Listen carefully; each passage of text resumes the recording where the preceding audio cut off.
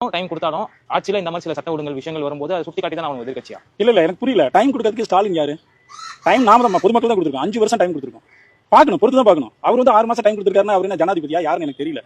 பொதுமக்கள் கொஞ்ச நாள் பொறுத்து பார்த்தோம்னா தான் தெரியும் அவர் என்ன பண்றாரு, எப்படி பண்றாருன்னு. அதே மாதிரி ஒரு குழந்தை பிறந்து 1 மாசம் தான் ஆகுது. அவரு ஆட்சிக்கு வந்து இப்போ 1 மாசம் தான் ஆகுது. அதுக்குள்ளார ஒருத்தன் என்னடான்னா அந்த குழந்தை சாகசம் பண்ணலைங்கிறான், ஒருத்தன் ரன்னிங் ரேஸ் போய் கோல்டு மெடல் வாங்கலைங்கிறான், ஒவ்வொருத்தன் அதை பண்ணல இதை பண்ணலைங்கிறான். அது எப்படி? கொஞ்ச நாள் விட்டா தானே தெரியும் அந்த குழந்தை என்னென்ன சாகசம் பண்ண போகுதுங்கிறத பொறுத்திருந்து தான் பார்க்கணும்.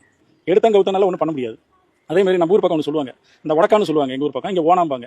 அது கண்ணில் பிடிச்சி இறக்கம்பால விட்டோம்னா அது திக்கு தெரியாம இது பண்ணும், ஓடும், அங்கிட்டு இங்கிட்டலாம் ஓடும். அதே மாதிரி தான் இங்க விஜய்னு ஒருத்தர் புதுசா வந்து டக்குன்னு ஆட்சிக்கு வந்தோடனே இங்க இருக்கிறவங்களால ஜீரணம் பண்ண முடியல.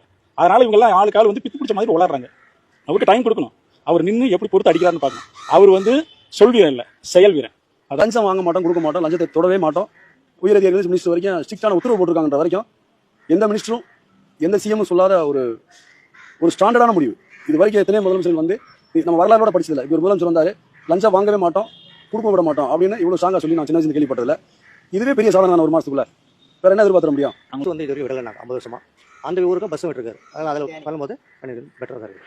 அதுக்கப்புறம் இப்போ டெண்டர் விட்டு எல்லாம் பில்டிங்கில் கன்ஸ்ட்ரக்ஷன் பண்ணுறாங்களே, அந்த டெண்டர் விட்டு எடுக்கிறது எல்லாத்துலையும் இப்போ கமிஷன் பேசிஸ் இருந்துச்சு. அனந்தைமுக பண்ணும்போது ஒரு ஸ்கொயர் ஃபீட்டுக்கு 25 ரூபா இருந்தாங்க.